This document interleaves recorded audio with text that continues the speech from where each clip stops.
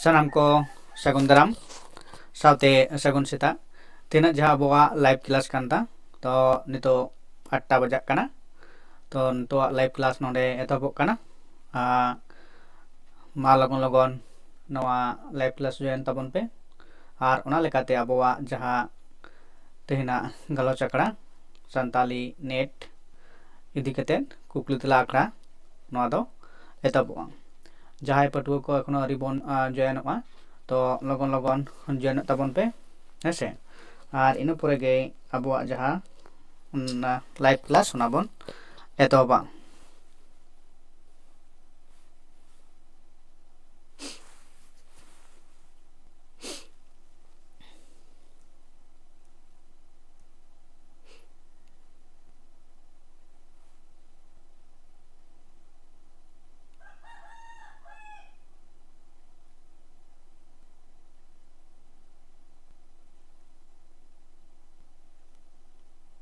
तो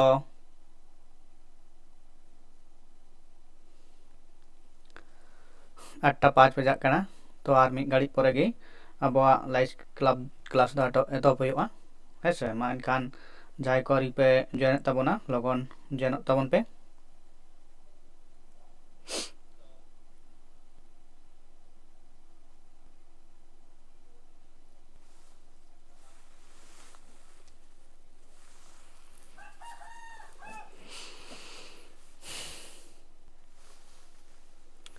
तो जायहोक तो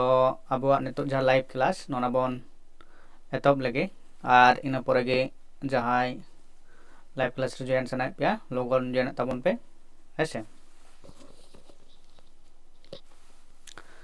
तो नोडे मिदटांग नोडे पे नेल दाड़े काना नोहा हो मारे कुकली साकाम काना जुदी नोवा रेना पोयलो से बन हिजुआ तो नोडे चे लैद काना हो नोका तो ओना लेकाते नोडे जहाँ दो हुयुग काना जे मारे कुकली साकाम काना नोडे पे नेल दाड़े काना ओय मेनदो 9514 हेसे आवार 3 घड़ी ना कदा और बुकलेट 8 काना नोवा को नोवा नेल तना दरकार बनु कदा तो नोवा को नेल हुयुग काना जे जहाँ दो मारे कुकली साकाम काना हेसे।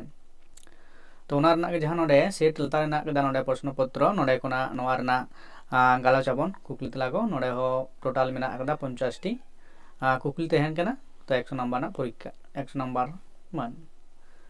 तो जहाँ दो नेल दा कुकली साकाम रे जे ओय मिदटांग तहन काना जहाँ दो पैसेज काना से ओय नोवा पैसेज मेन से अनल से नोवा पढ़ा हुयुग ताबना और ओना को कुकली नोडे तहन काना 1 खुना 5 धारी ना जहाँ कुकली काना ओना को लय हुयुग ताबना से कुकली ना तेला एम हुयुगा नोडे खुना नोडे पढ़ाव कते नारकी ओना दो नामोगा हेसे तेला को। तो नोवा तेला कोगे चलो तबे बन पढ़ाव बन एतहब लेगे तो चेक लेकान अनल मेना कदा हेसे नोडे चे लैद काना तो नोवा हो बेसी दो मारांग कटिज गया तो नोडे जहाँ अनल बन पढ़ाव लगे चलो भारत दो आतु रिया दिसोम काना आतु रिया मिद चेहरा नेलम मेना सिंह और निदा रिया मिमिद अनरल नेल नामोगा जखन गे सिंह चांदो सेरमा रे नेलो आय तखन गे धरती रेन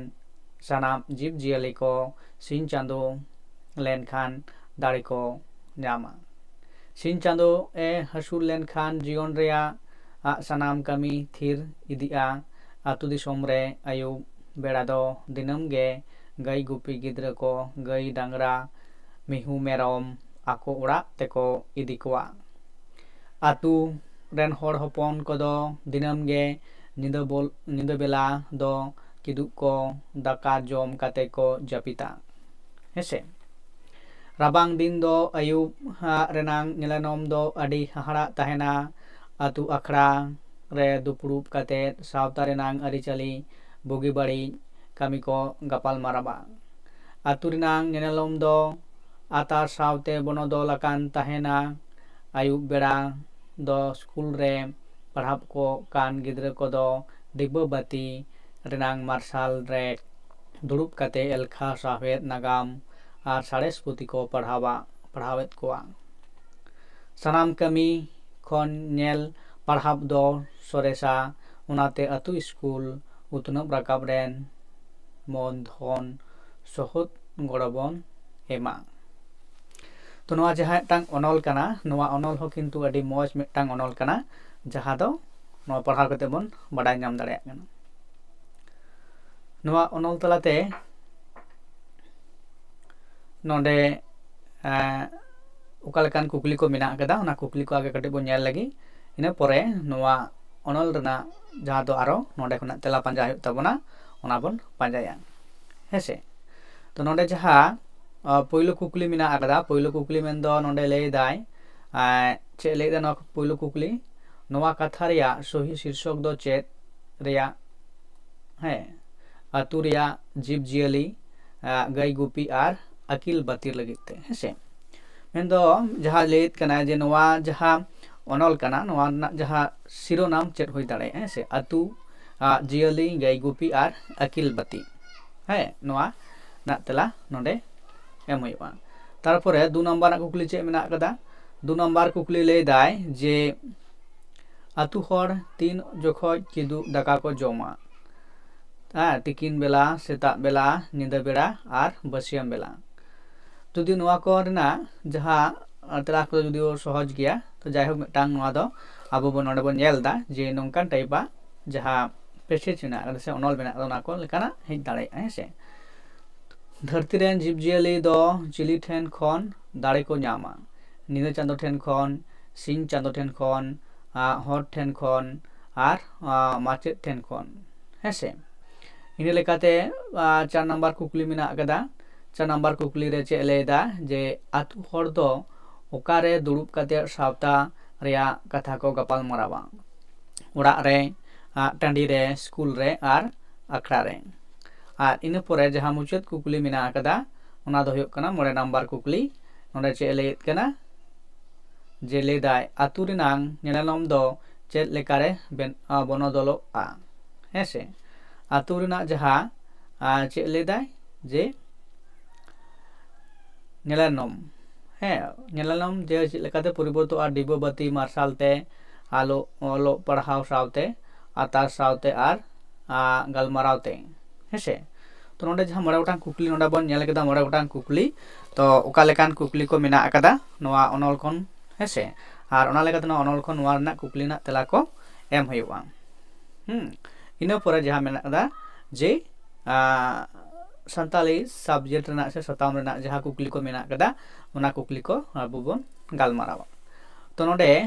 आर मिद घड़ी नोवा रना जहाँ अनल कना तो ओनागी कटिज बन नोडे बन नेल लगी तो आरो नोवा मस्ते पढ़ाव ताबन पे नोवा रना तेला कटिज एम पे नोवा लगिते समय तेन कना मोटामुटी 5 मिनिट गान नोडे खुना आरो नोवा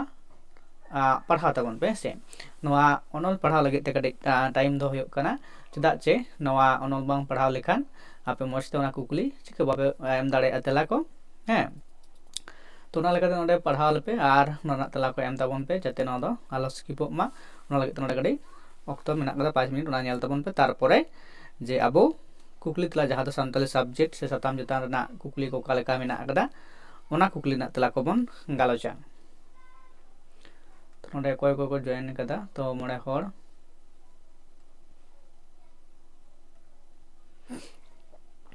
तो हसे मा नोआ कटी पढ़ाव ताबन पे अनल को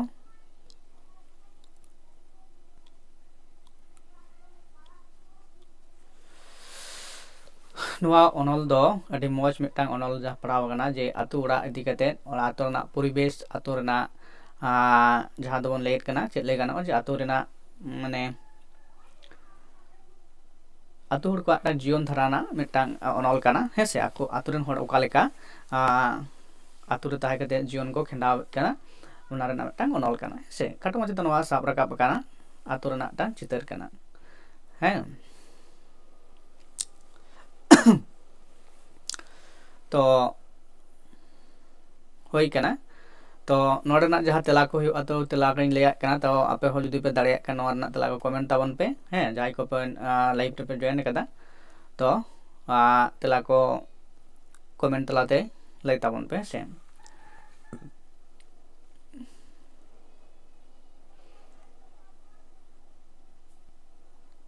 तो 1 नंबर ना जहाँ सही लने से सही तेला होई दाड़ेया नोआ दो हुयुग कना ऑप्शन ए रेना आतु गे हुयुग कना नोआ रेना सही शीर्षक मेनते बाचा है से नवा सही लेना से सही तेला कना इन परे दुई रे जहां मेना कदा दुई ना तेला दो हुयुक कना जे आतु हर तीन जोखोज किदु दाका को जोमा है नवा रना तेला दो नोडे पे बले दाड़ेया जे जुदियो तो नोड़ा हुयुक कना सिंग निदा बेला है से सिरना सही लेना से सही तेला कना इन परे जहां मेना कदा इन परे जहां मेना कदा मेन दो धरती रेन जीव जियली को दो चिली ठेन खन दाड़े को न्यामा निंदा तानु ठेन खन सिन चांदो ठेन खन हर ठेन खन आर माचेत ठेन खन नोरना जहां सही लेना से सही तेला हुयुक कना ओना दो हुयुक कना ऑप्शन नंबर बी रेना मेन दो सिन चांदो ठेन खन धरती रेन जीव जियली को जे दाड़े को न्यामा हेसे इन परे कुकली मेना कदा 4 नंबर रे 4 नंबर कुकली चे मेने कना 4 नंबर कुकली ले दाय जे आतु हर दो ओकारे दुड़ुब काते सावता आरिया कथा को गलमारावित कना हेसे उड़ा रे टांडी रे स्कूल रे आर अखड़ा रे तो नोरना जहां सही लेना से सही तेला हुयुक कना ओना दो हुयुक कना ऑप्शन नंबर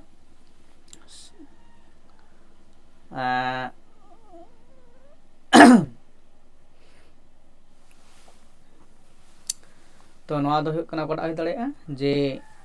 डी रेना मेन दो आतुरेन हर दो ओकारे को गाबाल मारा को दुड़ुबा ओना दो बोन बड़ाया अब आतु रेना जहां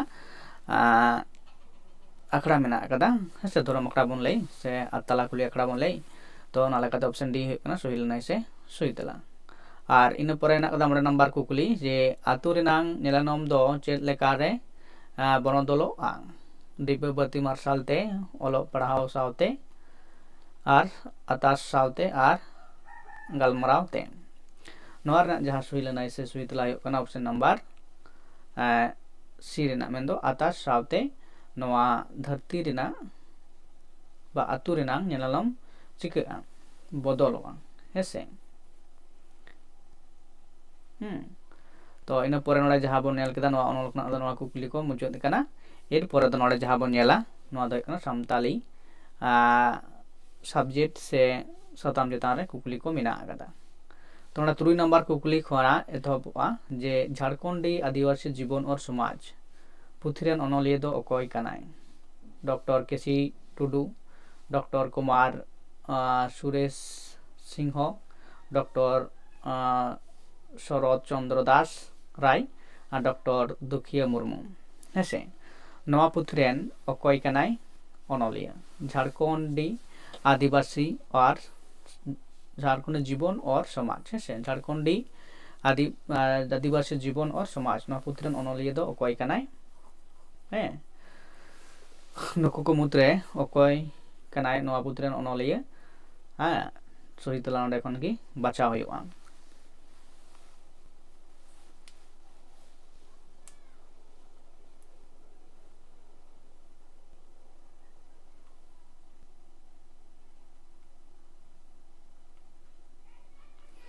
नोआ रेना जहां सही लेना से सही तेला हुयुक कना नोआ दो ऑप्शन नंबर ए रेना हुयुक कना सही लेना से सही उत्तर मेन दो झारखंडी आदिवासी जीवन और समाज पुथिरेन अनलिया दो हुयुक कना मान डॉक्टर केसी टुडू गंके हेसे इन परे 8 नंबर रे मेना कदा जे 8 नंबर कुकली चेद लेदाय ओराप आदिवासी रेन जते खन मारांग बंगा nyutum दो चेद कना ओराप जाति रेन हाँ ओराप आदिवासी रेन मेन दो आदिवासी तो उनको रेन मारांग बंगा nyutum दो चेद कान ताया जहर आयु गोसाई शोशो बंगा आर धर्मेश नोआ रेना सही तेला से जोथा तेला दो काटा कना बाछा ताबन पे आर कमेंट करते लाई ताबन पे ऐसे नोआ रेना सही लेना से सही तेला दो कना ऑप्शन नंबर डी रेना मेन दो ओराप आदिवासी रेन जते खन मारांग बंगा nyutum दो कना धर्मेश हेसे ऑप्शन डी हुयुक कना सही लेना से सही तेला कना इन परे नोडे हिजुग अबन 8 नंबर रे मेन दो 9 नंबर कुकली 9 नंबर कुकली ले मेन दाय जे भारतीय संविधान रेया तीना अनुच्छेद रे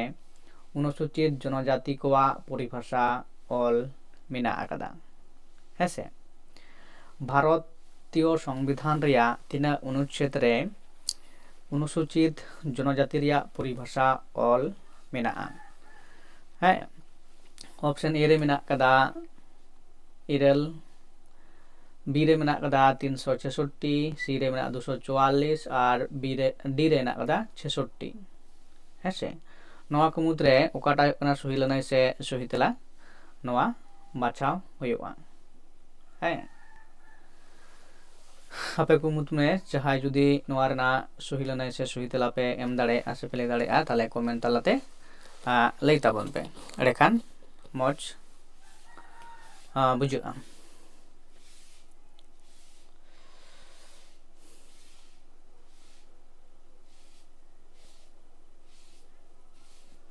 नोरना जा सही लनाय से सही तेला दो कना ऑप्शन नंबर बी रेना मेंदो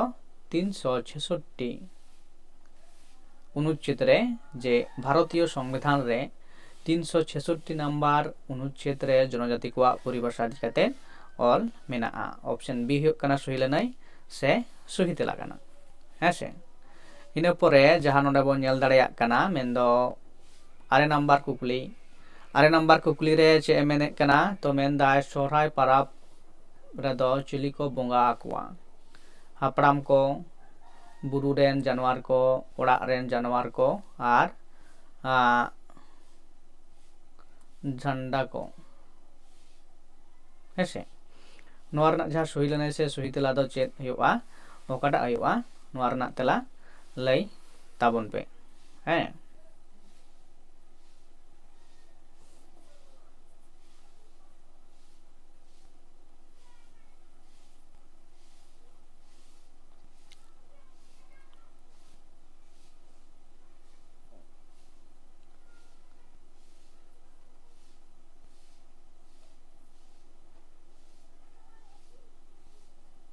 नोरना जहां सही लनाय से सही तेला हुआ तो आरे नंबर कुकली ना नोआ दो कना सी रेना मेंदो ओड़ा रेन जानवर को सोहराय रेदा को बोंगा को हेसे ऑप्शन सी कना सही लनाय से सही तेला कना इन परे कुकली नंबर गेल रे मेना कदा गेल नंबर कुकली रे चे लेदा जे सेदाय किसकु पारिस को गाड़ रेया ᱧᱩᱛᱩᱢ दो चेत ताहे कना चंपा गाड़ बादुली गाड़ कोयडा गाड़ और कोदी गाड़ नोआ रना जहां सही लनाय से सही तेला काटा कना बाछाव ताबन पे है नोआ दो पे मेन दाड़ेया जेहेतु अबवा सानताली लिटरेचर से हर से दो पढ़ा कान गया तो किसकु पारिसन गाड़ को दो चेत गाड़ ताहे कना हेसे इन परे कुकली बन नेला तो गेल मित नंबर कुकली चेत मेना कदा नोडे लेदाय मानव शास्त्री को लेकाते प्रोटोस्टोलॉइड प्रजाति दो ओकोय आदिवासी को कना को हेसे नोडे जहां को मेना कात कोआ ए रे मेना सांताल बी रे मेना गोंडी सी रे मेना नागा और डी रे मेना टोडा है प्रोटोस्टोलॉइड प्रजाति दो ओकोय आदिवासी नको को मुद्रे को लेखा कना हेसे नोआ रना सही लनाय से सही ऑप्शन काटा आयोवा बाचाव काते लई हुआ नोडे जहां को मेना कात कोआ सांताल गोंडी नागा और टोडा नको को मुद्रे ओकोय कना को जे आदिवासी हेसे ऑस्ट्रेलियन प्रजाति रेन आदिवासी ओकोयटा कना को नोआ रना जहां सही लनाय से सही तेला हुआ नोआ दो हुयुक कना ऑप्शन नंबर पिंकी सोरेन लेदाय कोटा ना 9A अच्छा 9A और पिंकी सोरेन 10 रे लेदाय सी तो जाय हो पिंकी सोरेन नोडे कमेंट कदाय तो नोआ रना तला तेला नोडे कटी नेल होय लेंगे से तारपरे नय करना बन गालोचा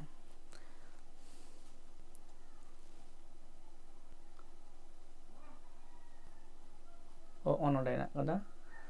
10 ना कोयडा गाड़ और 9 ना द लेदाय सी है 9 ना पिंकी सोरेन जहां लेदा जे 9 रे चे मेना कदा 9 रे लेदाय 9 ना ए दो बांग हुयो कदा है से सोहराय परब रे चिली को बोंगा को बांग तो नोआ दो हुयुक कना ऑप्शन सी रेनाग कना सुही लनाय से सुही तेला हुयुगा हे से कारण हुयुक कना अबो सोरहाय परब दो किन्तु डांगरी को बन चिके को डांगरी काडा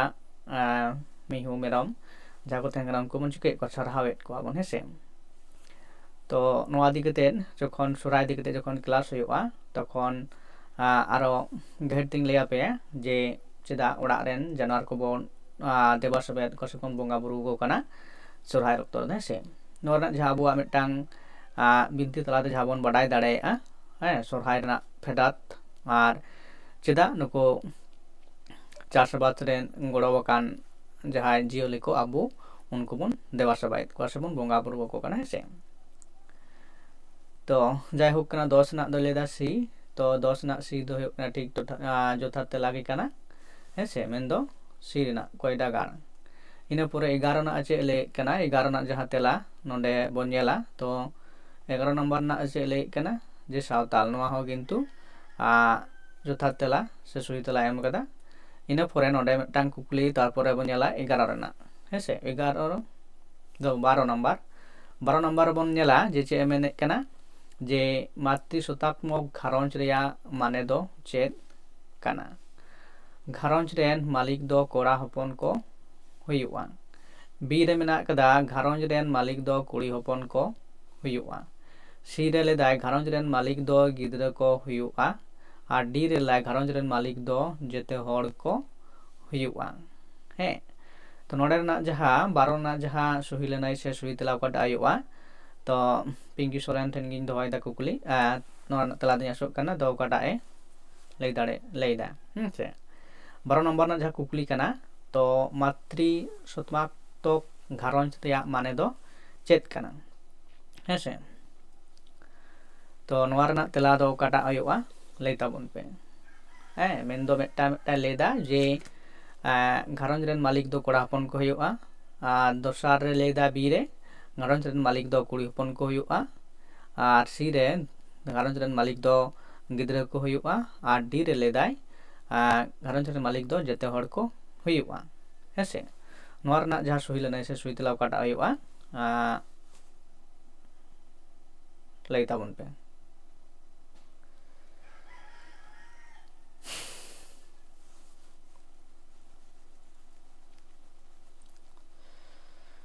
नोआ रेना जहाँ सुही लनाय से सुही तेला हुयुआ मेन दो मातृशतात्मक घारंज रेया माने दो हुयुक कना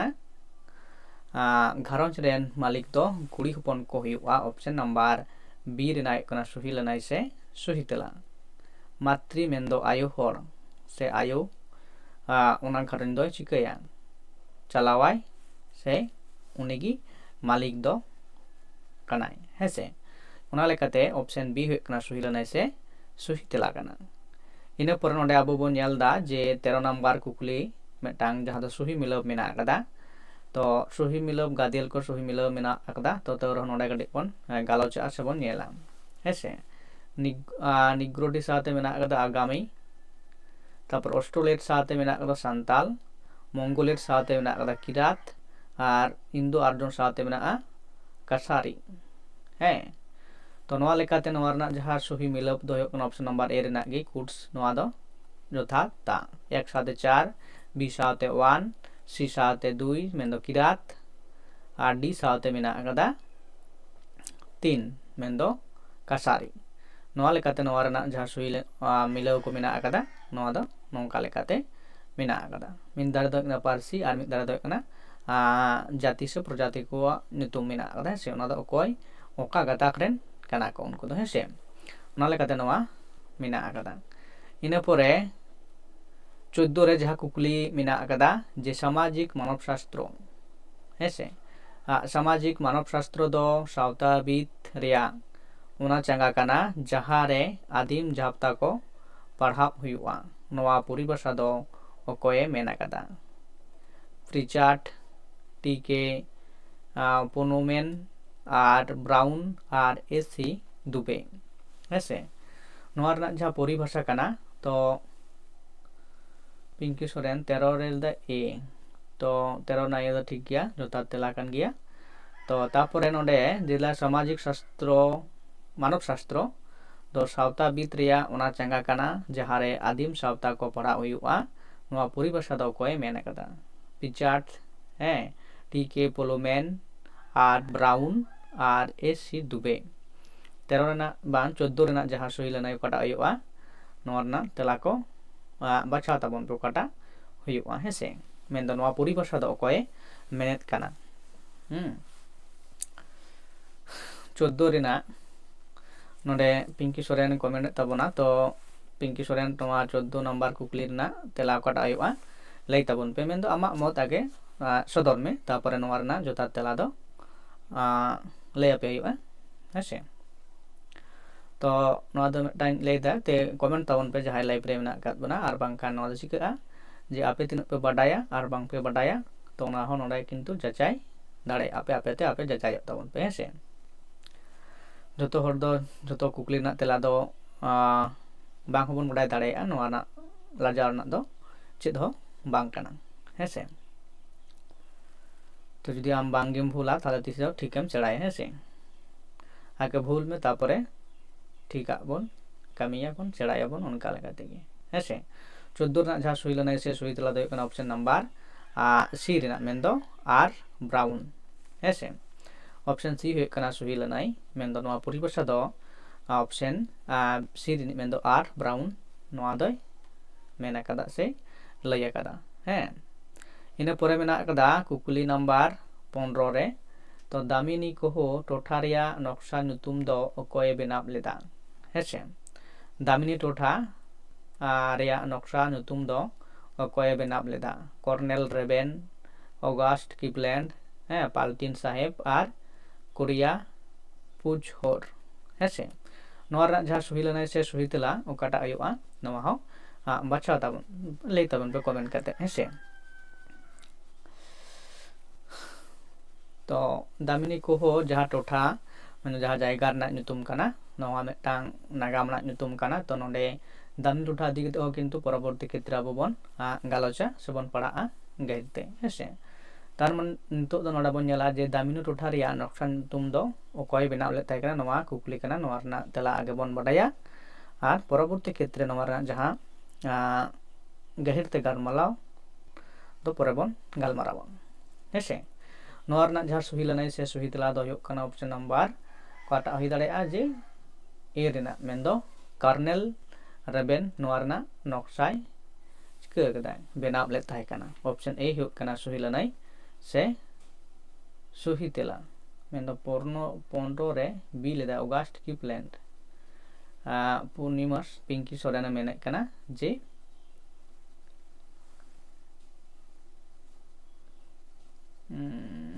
जाय हुक कना तो ऑप्शन ए ना सही लने से सही तेला कना इना परे 16 रेना बन नेला जे लेदा जे संकेत सिद्धांत हेसे संकेत सिद्धांत चे निर्णय सिद्धांत रेन प्रवर्तक दो ओकोय कनाय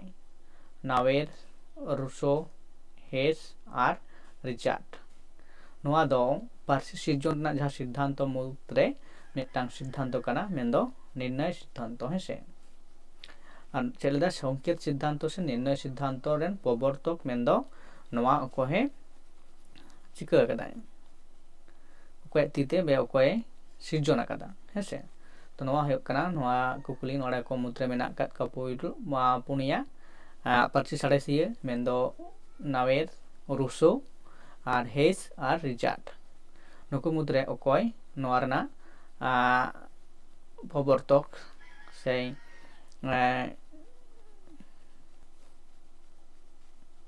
बेनाव कदा हेसे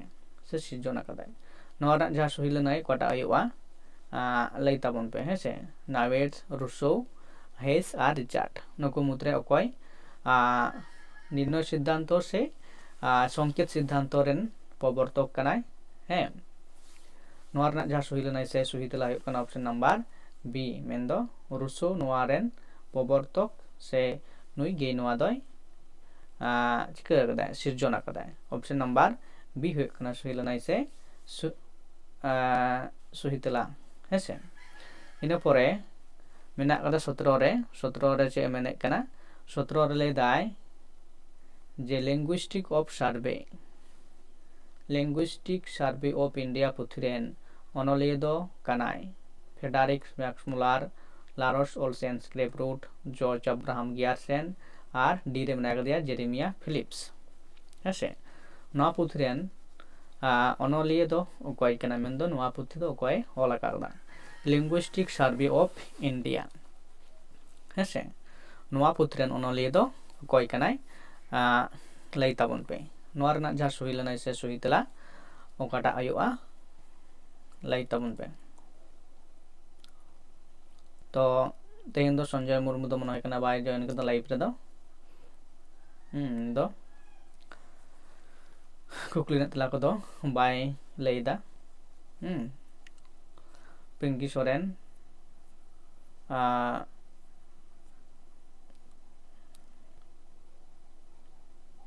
17 नंबर ना कुकली ना तला कोटा आयुआ कमेंट करते लई ताबन में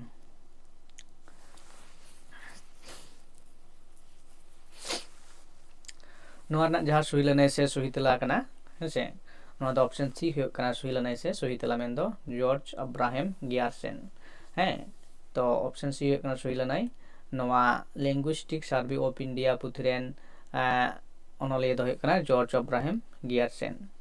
है इन पोरे 18 रे मेना कदा कुकली चे ले कना जे डोमान सह सुमीर दो ओकय डॉक्टर डोमान सह सुमीर दो ऑल आकादाय है ऑल आकादाय सहज सान्ताली शिक्षक व्याकरण पुथि बी रे मेना कदा सान्ताली प्रवेश व्याकरण पुथि सी रे मेना सान्ताली व्याकरण सुमाली पुथि और डी रे मेना कदा रणोड़माला व्याकरण पुथि मेंदो नोंडे जहा पुथि को मेना कदा नोआ दो डोमान साहर सुमीर गमकेया ओकाटा ऑल पुथि कना हेसे नोंडे पुनिया गी मेना कदा रणोड़ पुथि कना किंतु डोमान साहर सुमीर गमके ओकाटा रणोड़ पुथि कानते हेसे ओकाटा उनिया ऑल और उनी तो ओकाटा ए ऑल आकादा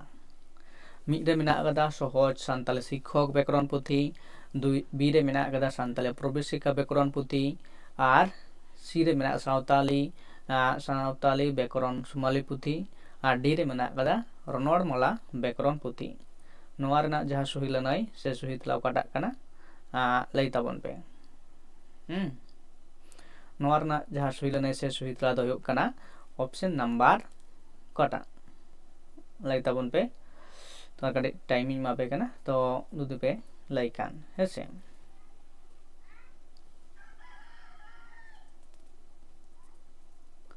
18 ना मेने कनाय पिंकी सोरेन मेंदो बी मेंदो सावताली प्रवेशिका व्याकरण पुथि डॉक्टर डोमान सह सुमीर गमके ऑल एवं नोआ गे कना यथार्थ तेला से सही तेला कना तो नौका गी पूर्णिमा सोरेन जहा कुकली ना तेला को बाडाया आमा मनते जाय लेदा ओनागी हेसे लई ताबन में इन पोरे मेना कदा 19 नंबर कुकली लेदाय जम केदाय साबाद दो नौका लेकाते बेनाब अकाना देखो मेना कदा मेना जम केद आ ओई है बीरे जम केदे आय जो आम के दा आय डीरे ना जो मे के दाय तो नोआ कुमुद्रे ओकाटा हुयुग कना सहिया कना हेसे नोंडे जहा हटिंग हटिंग से मेन दो भाग भाग ते मेना कदा तो ओना रना साबाद नों ओका लेकाते बेनाब कना से ओका को जोड़ाब केते नोआ जम केदाय कथा दो चिका कना लो पुष्ट कना से लई पुष्ट कना तो नोंडे जहा मेना कदा तो नोआ रना जहा सही लनाय ओकाटा आयुआ लई ताबन पे हेसे तो 19 ना जहा सही लनाय से सही तेला कना तो कटकटी नियम दा टाइम तो नोआ रना दुदि तेला पे लई दाड़िया खान से कमेंट ताबन पे है कोटा कना जम के दाय है 19 ना जहा सही लनाय से सही तेला दो कोटा कना लई ताबन पे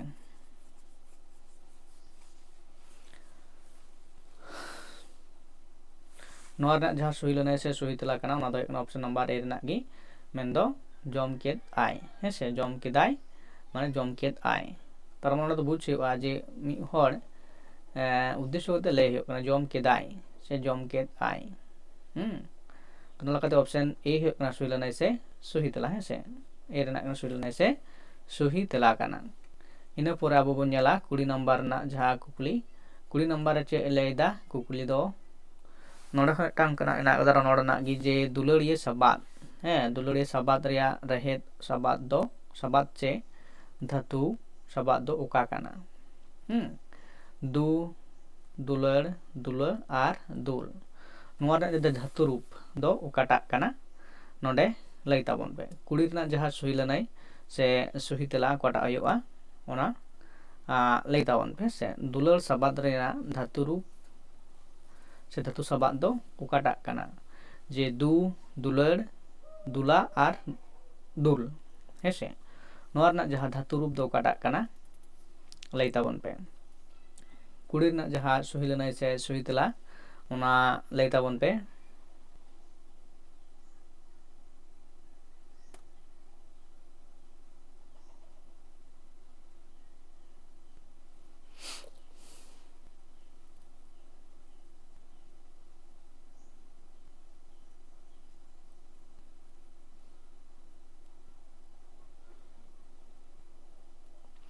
नोआ रना जहां सही लनाई से सही तेला दो कना ऑप्शन नंबर 20 रना मेंदाय बी कना पिंकी सोरेन नोआ एकना सही लनाई से सही तेला इना परे 21 नंबर कुकली रे मिना कदा जे लेदाय देवनागरी अक्षर क ख ग घ उम दो ओका थोक रेना आड़ांग कना दंतो मेंदो डाटा रिया अष्टो मेंदो लुटी रिया कंठो मेंदो नंद रिया तालुबु मेंदो तारु रिया नोआ रना तेला हो ताड़ाताड़ी कमेंट तबन पे हेसे पिंकी सोरेन नोआ 21 नंबर कुकली ना तेला दो काटा ऑप्शन सहिया से जोथा तेला कना कमेंट करते लई ताबन में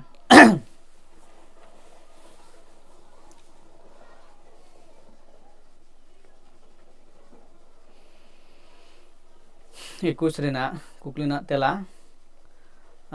लई ताबन में ताड़ाताड़ी हेसे और बांगान टाइम दो बेसिकली तो बांग मेना बानुक ताबना जे 5 से 10 सेकेंड तो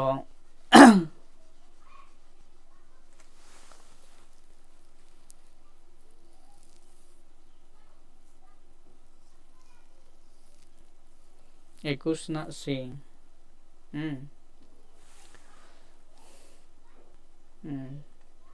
नवा गे कना सुई लनाई से सुई तेला कना पिंकी सोरेन जोथा तेला एम तबना अडे मौज हेसे इन पोरे जहां मेना कदा जे संताड़ी बेतयान रे तीन गोटांग बचन चे लेखा मेना कदा नोआ तो पिया पुनिया मोड़े तुरुई हेसे बचन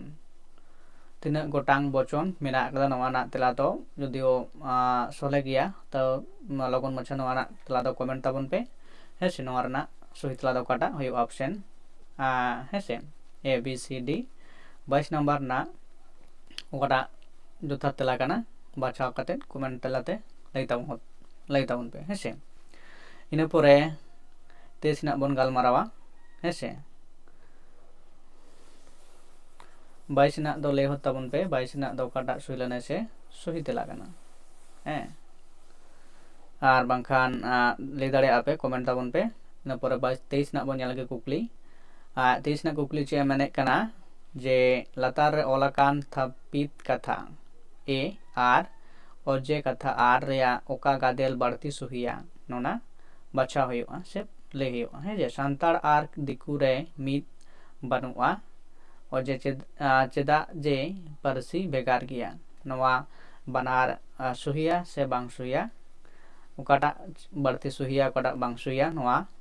बचा हुआ तबन ओडे ए रे मेना कदा ए सुही गया आर बे सुहिया बी ए आर आर बनार कथा गे सुहिया सी एस बे सुहिया आर सुही गया डी ए आर आर बनार कथा गे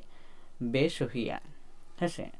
तो नोआ मुद्रे ओकाटा आयो कना सुही लनाई से सुही तेला लई ताबन पे पिंकी सोरेन 22 नंबर कुकली ना तेलाना तेला लई कदा मेंदो 22 ए ओना जोथा तेला से सही तेला कना मेंदो गोटांग दो पे लेकाना से पे गोटांग मेना कदा हेसे तापुरे 23 रेना तेला पिंकी सोरेन लई ताबन में ओकाटा ऑप्शन सही काना है से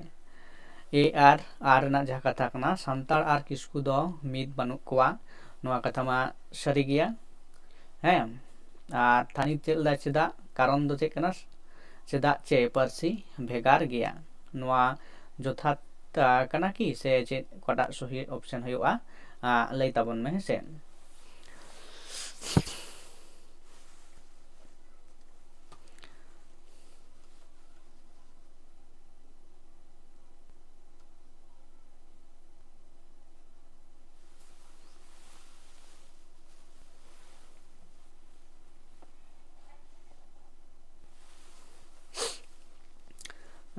पिंकी सोरेन नोआ रना जहाँ तेला कना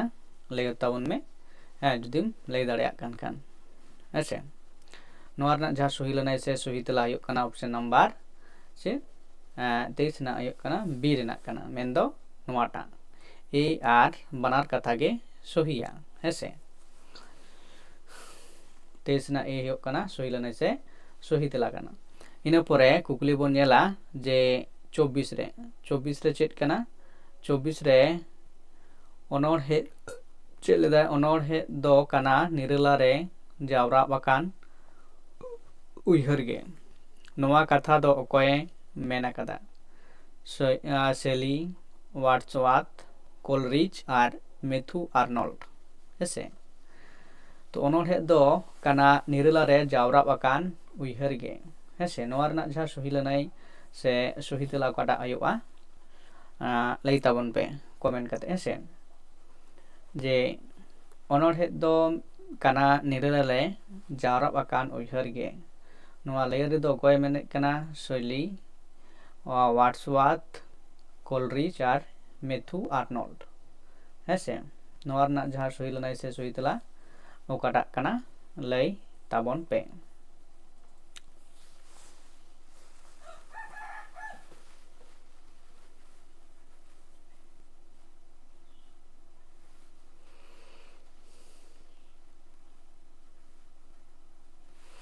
नोआ जहाँ सही लनाई से सही तेला ओकाटा कना लई ताबन पे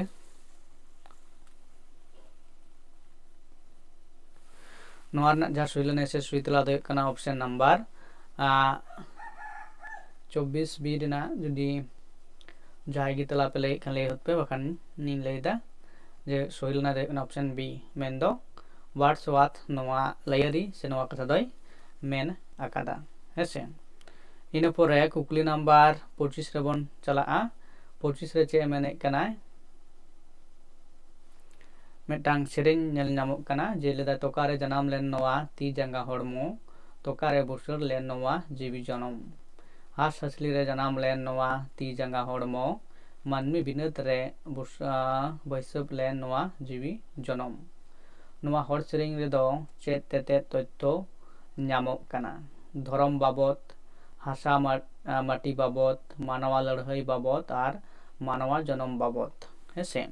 नोआ जहाँ मिटांग हड़ सेरेन मेना कदा तो नोआ रे दो ओका तेतेत से तथ्य से इनफॉरमेशन कथा बन बाडाई नाम दाड़िया कनवा हड़ सेरेन तलाते हैं नोआ रना जहाँ सही लनाई से सही तेला काटा कना बाछाव कतेन कमेंट ताबन पे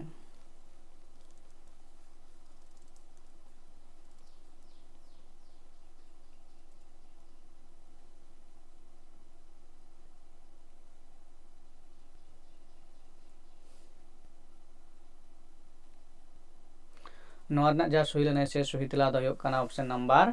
25 ना दो हुयुग कना डी रेना मेन दो मानवा जन्म बाबत तेतेन कथा से इनफॉरमेशन तथ्य बन नोआ सेरेन तलाते बन बाडाई नाम दाड़िया कना ऑप्शन डी हुयुग कना सही लनाई से सही तेला कना इन परे जहाँ मेना कदा 26 नंबर रे लई दाय जे मगाड़ गुपी चलाव नोआ मेन कथा रेया माने दो चेत कना गाडा दाड़ान गज और गुपी ऐसे माबार गुपी चला 25 ना चे लई केदा डी हैं विनोद हासदा संदीप तापरे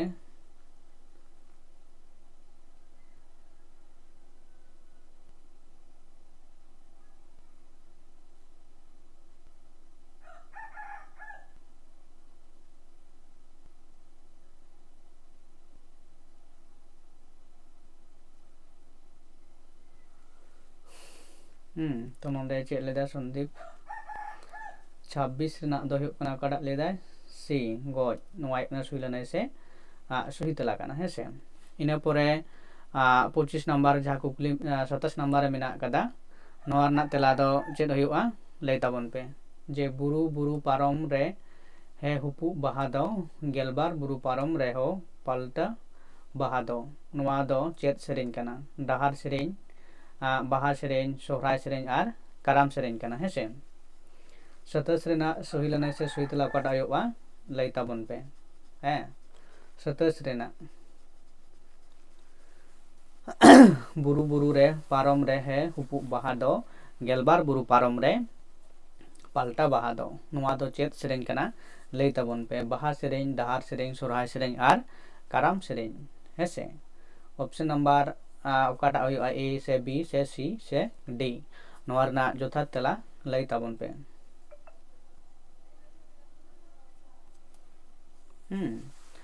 27 रेना हुयुक कना चेक लेदा तो बाहा सेरेन बाहा 27 रेलदा सी बाहा सी रे चेना सोहराय तापरे 27 ए लेदा डाहार आर बिनोद ला 27 ए आर 27 बाहा संदीप स्पेशल है से तो जाय हुक कना संदीप मेने कना बाहा कना तो नोआ रना जहाँ सही लनाय से सही तेला हुयुआ ओना दो हुयुक कना डाहार सेरेन कना से तो बाहा जहाँ पे ले कना तो नोआ दो बाहा ऑक्टो रहो जहाँ डाहार सेरेन ते से डाहार हाते को सेरेना तो बाहा जखन नाइकी अबो ओड़ा तेबन जहर खन ओड़ा तेबन इदिया आर बांकान ओड़ा खन जहर जखन नाइकी बन इदिया तो हिजुक चला ऑक्टो जहाँ बन सेरेंगेत कना बाहा ऑक्टो संदीप जहाँ मेनेत कना ओना हो ठीक तो बांग कना किंतु आसल दो चेत सेरेंग ते नोआ सेरेंग हुयुक कना है से ओना हुयुक कना आसल दो बाहा रको सेरेंगा मेन दो बाहा सेरेंग दो बांग कना बाहा रहो किंतु आयमा लागड़े को सेरेंगा है से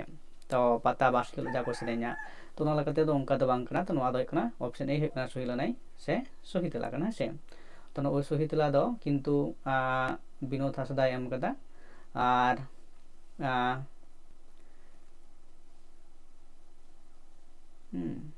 पिंकी सोरेन हो एम कदा हाँ तो जायहोक नोआ इकना सही लनाय से सही तेला कना तो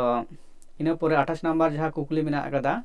जे बाक्य रसात्मक काव्य है से बाक्य रसात्मक काव्य सान्ताड़ी तेदो रसाबान कथा गे अनोढ़े दो कना नोआ कथा दो संस्कृत साहित्य रे दो ओकोय मेन कदा आचार्य विश्वनाथ आचार्य रामनाथ आचार्य सोमनाथ और आचार्य सोमनाथ है से तो 28 नंबर ना जहाँ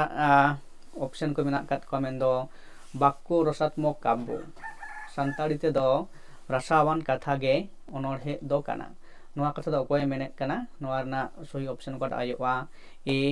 रे मेना आचार्य विश्वनाथ बी मेना आचार्य रामनाथ और सी आचार्य सोमनाथ और डी आचार्य से सोमनाथ नोआ रना जहाँ सही लनाय से सही तेला काटा कना बाछाव कते कमेंट ताबन पे से ओकोय कनाय बाक्य रसात्मक काव्य जहाँ परिभाषा से नोआ कथा लेत कना है नोआ रना जहाँ सही लनाय से सही तेला तो काटा हुयुआ लay ताबन पे नोआ रना जहाँ सही लनाय से सही तेला दो हुयुक कना ऑप्शन ए हुयुक कना मेन दो आचार्य विश्वनाथ नोआ कथा दोय लेत कना से मेन कदा है से इन परे 29 नंबर जहाँ कुकली मेना कदा उना बन नेला 29 नंबर कुकली चेत मेना कदा तो नोडे टांग अनोढ़े थार नोडे मेना कदा ले दाई सिम सांडी कोले खन किसनी दारे खन होहो कान ᱧᱟᱢ कान देसे बेरित पे नोआ थार दो ओका अनोढ़े पुथी रे ऑल मेना आषाढ़ बिनती कीर्तन काली तिरियो तेतान और बाहा ढलुआ है से 29 नंबर जहाँ कुकली कना ओडे मेटांग अनोढ़े ना थार मेना कदा नोआ अनोढ़े ना थार दो ओका अनोढ़े पुथी कोन हताव कना है से नोआ लेदा मी रे मेना कदा ए मेन दो आषाढ़ बिनती बी मेना कदा कीर्तन काली सी मेना कदा तिरियो तेतान डी मेना कदा बाहा ढलुआ है नवा रना जहाँ सही लनाय से सही तेला काटा कना लई ताबन पे है से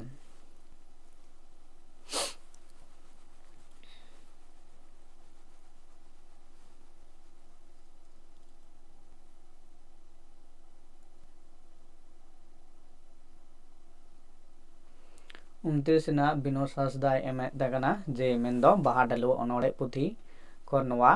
जहाँ अनोड़े ना थार हताव कना नवा गे कना सही लनाय से सही तेला कना हेसे इना परे 30 नंबर कुकली मिना कदा जे अपुम लेकान होड़गे बाम इमाई खान आदो चिलिकम पेड़ा कोवा नवा कथा दो ओका होड़ कहनी रे ऑल मिना कदा ईरे मिना कदा हती आर मुज रिया कथा बीरे पापी कुड़िया कथा सीरे लेलहा जवाई रिया कथा डीरे सिम आर सेता रिया कथा नवा कथा जो एमकन जहाँ लाइन पाथार मिना कदा तो ओका कहनी खन नवा कथा दो हताव कना हेसे नवा रना सही लनाय से सही तेला काटा आयुआ 30 ना नवा रना तेला लई ताबन पे हेसे तो अपुम लेकान होड़गे जुदी बाम इमाई खान आदो चिली कम पेड़ा कोवा हेसे तो नवा दो ओका कहनी खन नवा कथा दो हताव कना से ओका कहनी खन नवा कथा दो बन बड़ाई दाड़ेया नवा रना जहाँ सही लनाय से सही तेला दो हुयुग कना नोडे एम कदाय बिनोद हांसदा कमेंट दा जे बीर ना पापी कुड़ी रिया कथा हेसे नवा हुयुग कना सही लनाय से सही तेला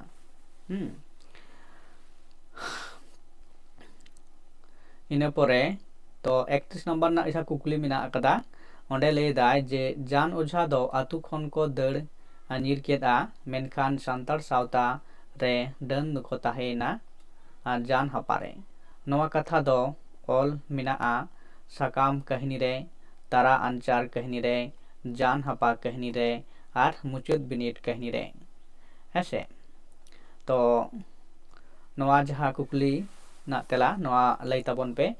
नवा हम मिटांग लाइन ना थार को हताव कदा ओका कहनी कोना साकाम कहनी रे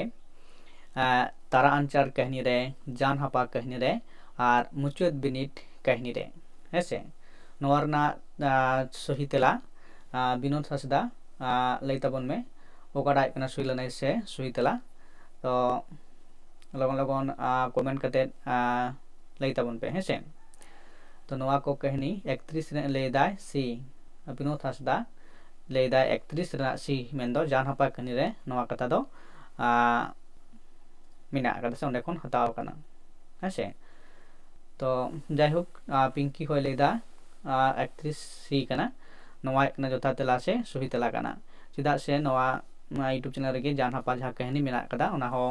लाइव क्लास मिद दिन होय लेना तो नवा जहाँ पे जॉइन लेन तकना तो उनको दो अड़ी लगन के नवा रना तेला दो पे एम दाड़े किया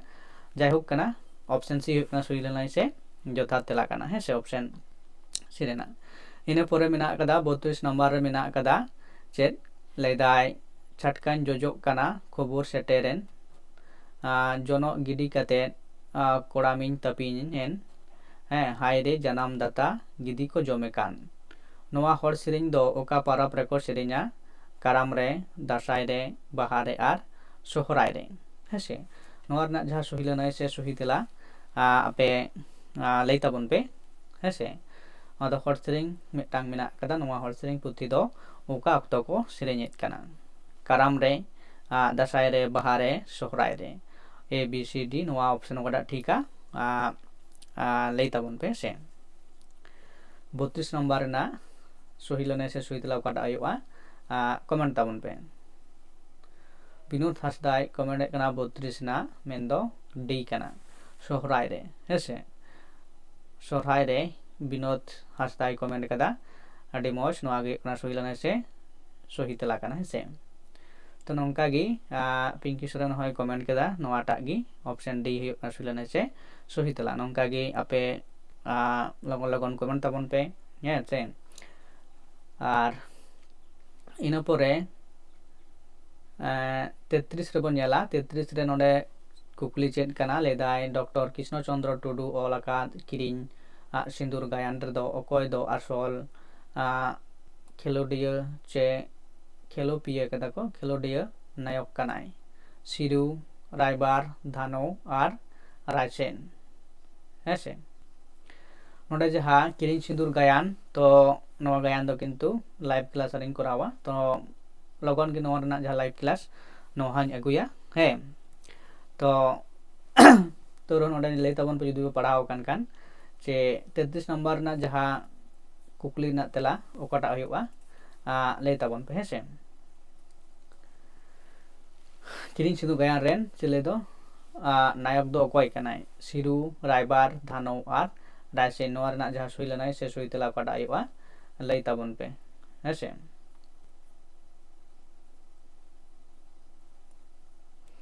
33 ना मेन दो लेदाय पिंकी सोरेन और विनोद हासदा किन कमेंट कदा ए हेसे नवा रना जहाँ सुई लनाय से सुई तेला दो कना ऑप्शन ए गी मेन दो सिरु हेसे सुई लनाय से जोथात तेला कना ऑप्शन ए रिना इना परे जहाँ बन नेल दाड़ेया कना 34 नंबर रे बांग्ला साहित्य मेन दो चिलेदाय बांग्ला साहित्य रे मेना अक्षय अधिकार पुथी दो अकय ओला कदा ताराशंकर बंदोपाध्याय महाश्वेता देवी सुधीर कुमार मित्र और शहीद कुमार भौमिक हेसे नवा रना जहाँ सुई लनाय से सुई तेला ओकाटा कना लई तबन पे हेसे बांग्ला साहित्य रे मेना अक्षर अधिकार पुथी दो अकय ओला कदा नवा रना जहाँ सुई लनाय से सुई तेला ओकाटा हुआ लई तबन पे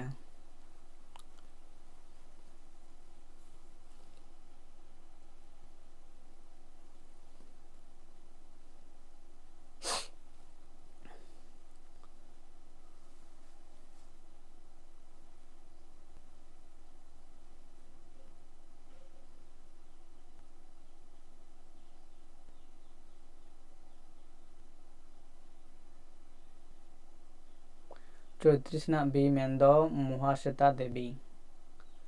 पिंकी दो बांग या विनोद हासदा लेदा बी रना कना हेसे ऑप्शन बी रे लेदाय सुई लनाय से सुई तेला ओकाटा हुआ बबन नेला 34 तो बी केना मेन दो महाश्वेता देवी नवा सुई लनाय से सुई तेला कना हेसे इना परे बन नेला तो 35 रे हिंदी साहित्य रे निर्मला गामाम दो अकय ओला कदा राजसिंह गंगाधर प्रेमचंद और रामकृष्ण वर्मा हेसे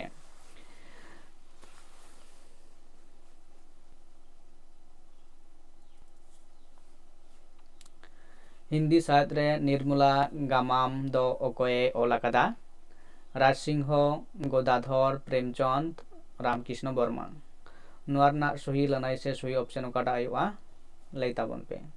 35 ना विनोद हासदा कमेंट का तबना ऑप्शन सी मेन दो प्रेमचंद निर्मला गामाम रेन अनलिया लेकाते बचाव कदया इना परे कोय कमेंट तबना नेलो लिंगी तापरे नवा रना तेला दो लई हुआ हेसे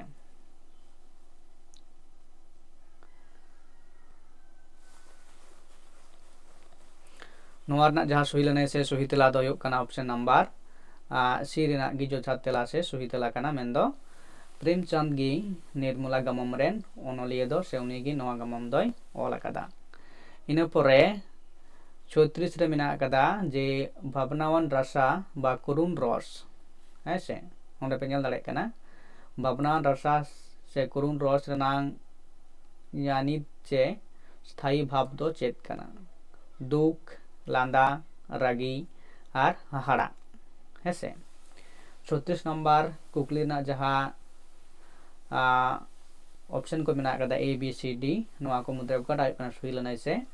सुही तेला हेसे नवा लई तबन पे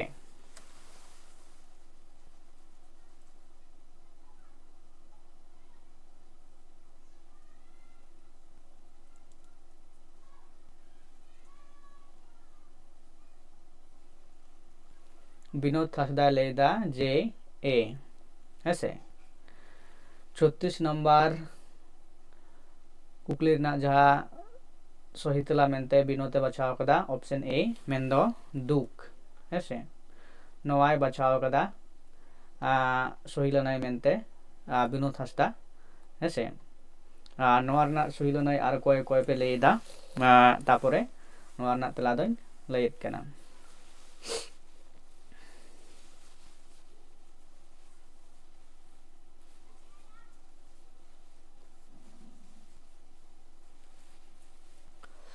ᱱᱚᱣᱟ ᱨᱮᱱᱟᱜ ᱡᱟᱦᱟᱸ ᱥᱩᱦᱤ ᱞᱟᱹᱱᱟᱹᱭ ᱥᱮ ᱥᱩᱦᱤ ᱛᱮᱞᱟ ᱫᱚ ᱦᱩᱭᱩᱜ ᱠᱟᱱᱟ ᱚᱯᱥᱮᱱ ᱱᱟᱢᱵᱟᱨ ᱮ ᱠᱟᱱ ᱜᱮᱭᱟ ᱢᱮᱱᱫᱚ ᱫᱩᱠ ᱦᱩᱭᱩᱜ ᱠᱟᱱᱟ ᱵᱷᱟᱵᱽᱱᱟ ᱨᱟᱥᱟ ᱥᱮ ᱠᱩᱨᱩᱱ ᱨᱟᱥᱟ ᱨᱮᱱᱟᱜ ᱫᱚ ᱡᱟᱦᱟᱸ ᱫᱚ ᱛᱷᱟᱱᱤᱛ ᱥᱮ ᱥᱛᱷᱟᱭᱤ ᱵᱷᱟᱵᱽ ᱫᱚ ᱦᱩᱭᱩᱜ ᱠᱟᱱᱟ दुख ऑप्शन ए हुई सुही लनाई से सही तेला कना अडी मौज नोडे विनोद हांसदा कुकली ना तेला को अडी लगन लगने चिके तबना कमेंट तलाते बाडाय होचे कना जे ओकाटा सुही लनाई से सही तेला कना आर जहाय बिना पात पिया लाइव रे तो आपे होनकागी चिके लगन लगन कमेंट कटे लई ताबन पे तेला को हेसे चंपा गाड़ दो लिली बिछी बादुली गाड़ दो लिखन गढ़हन दाया गे चंपा बादुली गाड़ दाया गे गाड़बन बगियात कान नोआ रेनांग रासा दो काना रागी रासा हाहाड़ा रासा बतुरान रासा आर भावनान रासा हेसे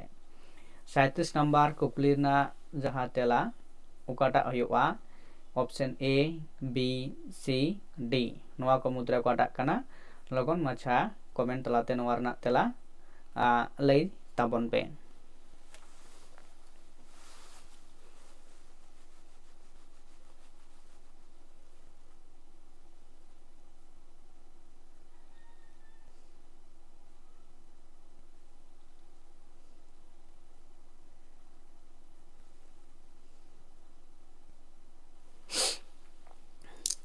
नोआ रेना जहां सही लनाई से सही तेला दो हुयुक काना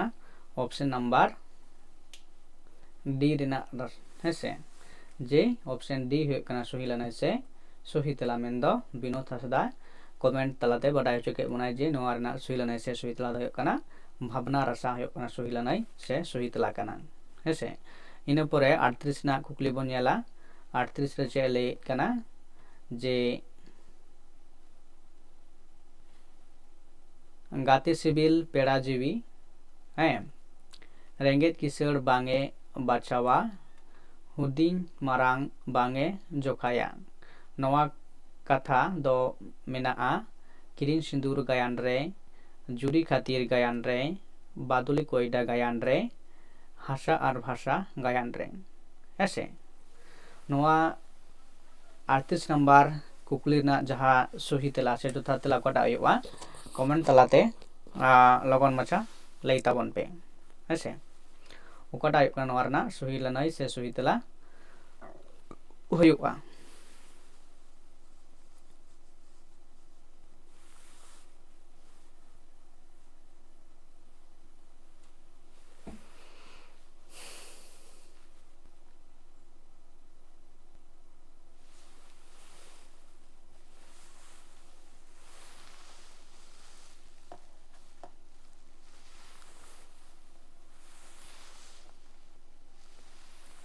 तो 38 नंबर ना जहां सही लनाई से सही तेला काटा हुआ कमेंट तलाते लई ताबन पे हेसे विनोद हांसदा तो लगन माछा लई ताबन में काटा गायन को नोआ ना जहां कुकली ना तेला काटा हुआ हेसे एडेखान पुराना बन गालोचा इना परे जहां बन नेल दाड़े काना 39 रे नोडे नियामक काना से बांग तो 39 रे जहां मेना आकादा कुकली ओना दो चे लैत काना हैं 38 ना जहां सही लनाई से सही तेला हुयुक काना ऑप्शन नंबर 38 ना दो सही लनाई से सही तेला दो ऑप्शन नंबर बी ना काना हेसे जे सही लनाई से बी हुयुक काना जुरी खातिर गायन रे एमाकान थार दो मेना आकादा हेसे मेनदो गाते से बिल पेड़ा जीवी रेंगेत किसड़ बांगे बाछावा हैं हुडिंग मारांग बांगे जोखाया नवा कथा दो जुरी खातिर गायन रे मेना कदा नवा सही लनाई से सही तेला काना इना परे जहां मेना कदा 39 रे 39 रे चे मेने काना कुकली 39 ना कुकली दो लेत काना जे कोला के लिए कोला चे कारी लगित ते कारी नवा कथा साहिद लगित पश्चिम दिसोम रेन ओकोय अकिलाने मेन आकादा हेसे नवा कथा दो ओकोय मेन आकादा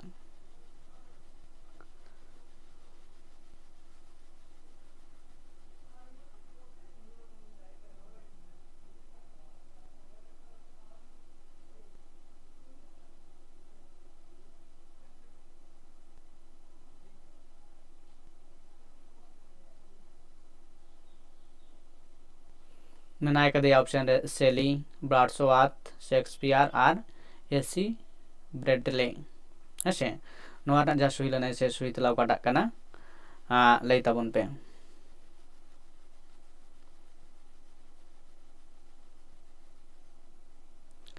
39 ना जहाँ सही लनाय से सही तला दो हुआ जे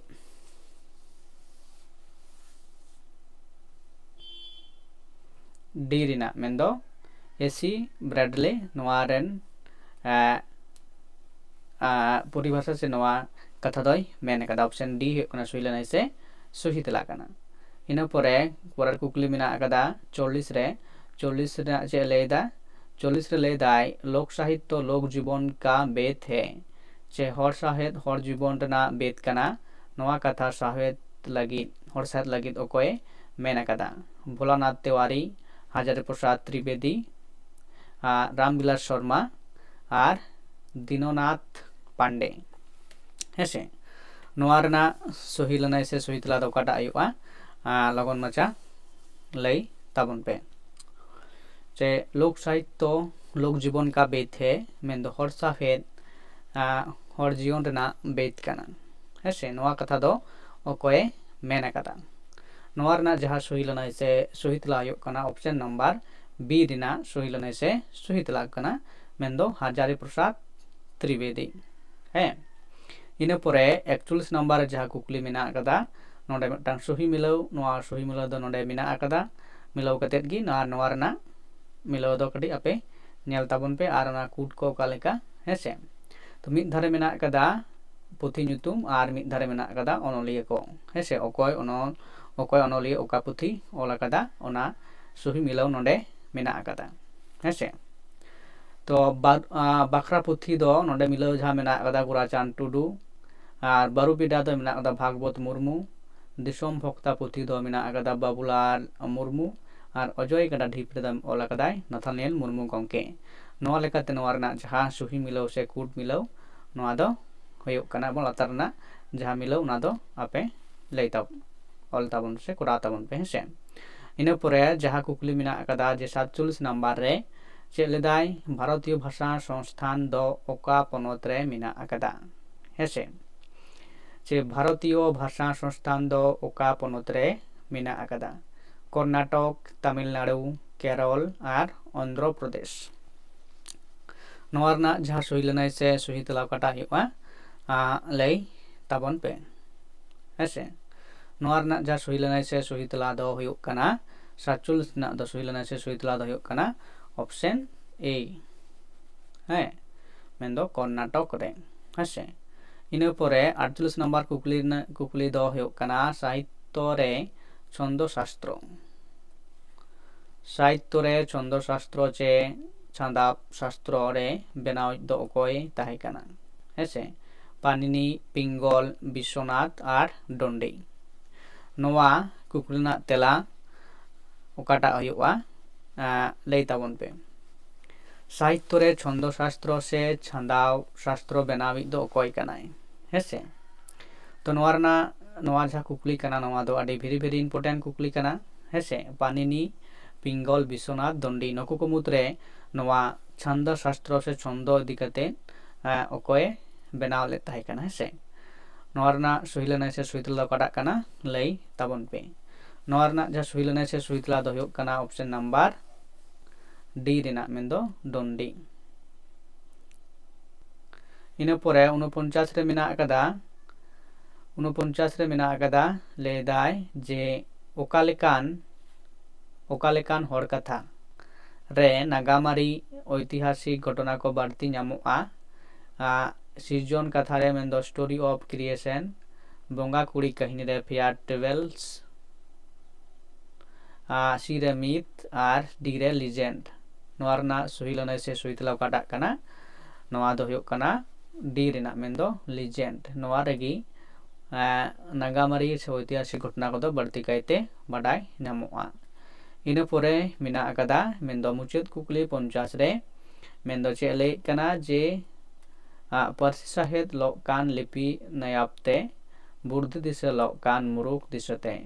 लिपि नियाप इड़िजोआ मिद लिपिते मुरुक दशा बड़ी इड़िजोआ अकिल ज्ञानते नोआ भार तो ओका पुथी रे ऑल मेना कदा सान्ताली साहित्य पुथी रे मायाजाल पुथी रे सान्ताली पद्य गद्य समग्र पुथी रे और माझी छटका पुथी रे नोआ रना जहां सही लनाई से सही तला काटा हुआ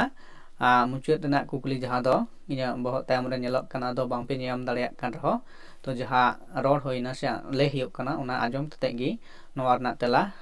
दो ले ताबन पे नोआ रना जहां सही लनाई से सही तला का पुथी रे मेना मकदा ऑल हेसे नोआ दो हियो कना ऑप्शन नंबर सी हियो कना यथार्थ तेला से सही तेला मेन सान्ताली पद्य समग्र पुथी रे नोआ कथा दो ऑल मेना कदा हेसे ओना लेकाते तेहेन जहां मोड़े गेल गोटांग कुकली तला गलोच आखड़ा नोडागी मुचाद कना एवं कुकली को बो सनाम बन गलोच चाबा किदा हेसे और नोनकागी दिनम दिन हेसे लाइव रे जॉइन ताबन पे और कमेंट करते नोआ तला को लई ताबन पे और नोआ चैनल रे जहां नवा कना पे उनको दो नोआ चैनल जरूर पे सब्सक्राइब शेयर पे कमेंट पे हेसे और पे गाते को जहां मेना गत को नोआ लाइव क्लास रे जॉइन लगी नोआ लिंक को शेयर को ताबन पे और नोंका लेकाते गड़ोइन ताबन पे और पे होइन गड़ो पे ओना लेकाते के आबो दो क्लास बन मारांग चला हेसे तो नोआ लेकाते तेहना जहां लाइव क्लास नोंडे गी मुचाद दा तो आरो नाकान आयुब बेला नाकान लाइव रे जॉइन ताबन पे हेसे।